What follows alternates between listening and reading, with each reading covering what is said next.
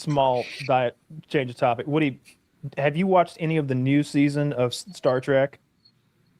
No, is it the one with what's the Pike? Yeah, it's with Captain Pike, the Strange New World, Star Trek Strange New World. I didn't know it was out. There's 3 episodes out. The second episode, I think this might be their last season, and it seems like they're really having some fun with it. Slight spoilers here. One of the episodes has dinosaurs. Another one of the episodes doesn't seem prohibitive. Is literally a horror show. It's the most gory, scary episode of Star Trek I've seen every episode ever. I've seen every movie ever. They've never gone this far into like gore and a gory scariness. It's like saying the tallest dwarf. Like... No. It reminded me of Event Horizon. Like they did an episode that was like basically Event Horizon. Oh. There was R.I.P. Sam Neill. There were literally like disembowelments and gore and like mutilation and torture and like scary stuff happening. It was really dark. Well, I guess if I'm going to catch up to that, I need to start in the early 60s because I've never seen a single episode of Star Trek in my life. What? You're going to get into Star Trek with me? We'll have a call. I saw that movie from 2009. We have to put some time aside for us to really like get our ducks in a row before we begin the journey. Where would you start in? William Shatner, the beginning. I would probably start with Star Trek II: The Wrath of Khan. Ooh. You start me with the second movie in a series? Yes, that's because I know what I'm talking about. Yeah, because the first one has nothing to do with anything. The first one is basically they didn't know if they wanted to do another season of the TV show, a TV movie, or a blockbuster movie. And production took so long that it went through all 3 of those phases until what they actually made was like a 2-hour and 40-minute long TV episode that's very boring. There is no bad guy in the first one. It's a big science experiment, and that can't boring. Be true. It is. There's not a bad guy in the whole. Just a confused robot that needs to be set back on its way is all. But the second one is like an action movie. You fight Khan, who's like a genetically engineered super soldier who's got like beef with Kirk from back in the day. You get a lot of good like Spock stuff, and you get a bunch of like the background information about like the universe and like who the various races of people are and like what people are up to. You get to meet all the main characters, and it's also one of the old ones. So everything going forward is after that, mostly. Okay. But you've also told me that Star Trek is communist propaganda. Yeah, it's future communism, but it's okay because the human beings seem to have become so altruistic naturally that they can be trusted in that sort of economy. It's also post-scarcity. So we have replicator technology and some sort of dilithium fusion warp core, magic energy and teleportation and all that stuff. So we don't need jobs, anyone. No one cares about the accumulation of wealth. It's more about the betterment of yourself and the rest of mankind. Can everyone afford a replicator? Everyone, if you're a human on Earth, yeah. If you're a human on Earth, or there's different spheres of influence. So like if you're on Earth, you're on the capital of the whole Federation. So like, okay, the whole planet's the capital now.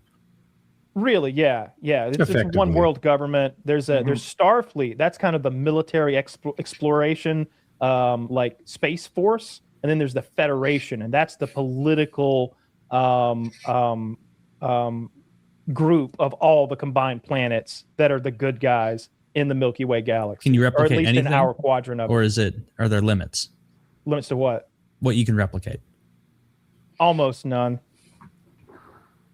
Almost none. Yeah, they seem to build the starships manually, so there must be limits. But like food and things that you want every day, it can just seem to whip up. Really, anything you can imagine, we could find a way to just make it happen, pretty much, except for energy, I suppose.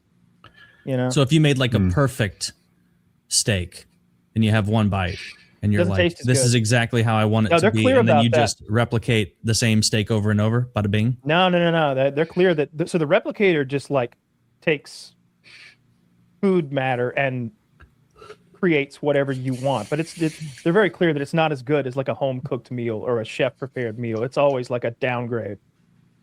Oh, well, then they should have better replicators. They can figure that out. Or I guess they can't because nobody's got jobs. It was like, this universe doesn't sound so good after all. Yeah. Post-scarcity, every human's wonderful. It's like, count me out. Lame. I mentioned the teleporter, right? Like, but doesn't that murder me and then create a new Taylor somewhere else? Yes, it does. He's from the Midwest. A 4-hour drive is nothing. He doesn't need teleporter technology. Yeah. So easy peasy. I never thought of that. The teleporter murders you and then puts you back together.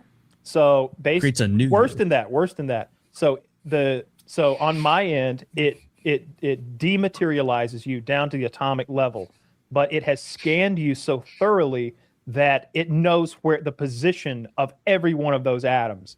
And it's able to beam a energy signal to a place that and then rematerialize from an energy to matter transformation, a new version of you. They don't take your atoms and like mail them somewhere. They make some new atoms on the other end and make an exact copy of. It's like a 3D printer, but that has all your. It's you for all intents and purposes, but it's not really you. If there was a soul, that it didn't transfer. You just remember. You have all your memories, but that ain't you. Yeah, but the idea that there's only a certain amount of energy, so you're transporting energy. Where does that energy come from that you're making the new you from? They take your matter and turn it into energy. Exactly. They found a dematerializing source that seems to have more energy than you'd ever need. Unless, for the plot, you're running low on gas. They get broke sometimes. Sometimes the crystals break, and you got to stop somewhere and get some new ones. And wouldn't you know it, the people that live on that planet, they got the crystals. They're racists, and you got to deal with that. You got to teach them anti-racist stuff for like 22 more minutes. And you can't just wipe out the lizards and be like, got it. So those are the times when for the most part, they're super peaceful. Like they have this prime directive thing. They don't interfere with like inferior cultures, ones that haven't gone faster than light and stuff like that. And they really try not to commit genocide. That's a big no-no in the future. But every now and then, like Captain Sisko will just destroy a planet just to spite somebody. And moments like that are more of a suggestion. The prime suggestion. That's what they call the it. prime suggestion. You do this unless you really, unless you got this. Bad day. That would genuinely be a good name for an episode because they violate the prime directive constantly. Like dude, it's all kind of the fun. time. They'll go like back in time and accidentally like introduce themselves to people, maybe replicate a few things out of thin air, maybe cure a disease and leave. And then they come back 1,000 years later and there's monuments to like one of the bit characters that they absolutely loved and consider a god. And he doesn't know how to handle it. It's fun. They've done it several times. They've done it several times. Yeah. Oh yeah. They're like, we're going back to that well. That's a good one. It's a good show. I dig it a lot. There's a lot of hot chicks on that movies show. I like. Star Trek Beyond. I'm going to spoil the heck out of this movie. What happens? There are these mining ships, and what they do is they like burrow and smash into rocks, asteroids, whatever. That's the nature of the ships. There's, I don't know how many, it's hard to estimate, thousands of them. So these mining ships get angry. They're followed by a leader who directs them against like the Enterprise, for example, or some planet. Idris Elba. It'd be like the U.S. military against a swarm of bees. What do we do exactly? What, artillery, ATACMS or ATACMS missiles? Like, how do you handle bees? Well, they played some classical music, which is Beastie Boys' Sabotage. And it ruins the communication between all these like little mining ships that bust up things. And they all like explode. So it's the Enterprise blasting Beastie Boys into the vacuum of space and breaking all the mining ships, and they just explode as it sails through the mass of them. It's an incredible movie. Kind of awesome. Is that how Star sound Trek works? Movies? That is not how sound works in real life. No, I was just making sure. It works great. It works great in Hollywood, and I've said this so many times, but Star Trek movies, it's like they'll do a little casting. Go, we got a problem. We're going to need some MMA fighters, some base jumpers, and fencing. And people are like, well, I have these skills. And they volunteer for the away mission. And sure enough, you get freaking not Picard. Who is he? William Shatner. Captain Kirk. Captain Kirk on a motocross bike, jumping through the air, causing distractions, while the other people have their marksmanship skills on point. And this is how we deal with our war. It's a blast. Yo, to me, there will never be a dude like William Shatner ever again. Go to Dunkin' Donuts. There's one there right now. Stop it. I think he is so cool. That fucking guy. And he's still kicking. Yeah, my buddy just produced an album with him. He puts out music albums. I wish I could find it, but I have a William Shatner DVD where he teaches paramotoring. Oh my God. It is the funniest fucking thing. He had a little low point in his career, so he started making like how-to paramotor It's like post TJ Hooker. Hey guys, I gotta run. Number 1. Number 2. Pizza pie in my eye. Oh my. Just like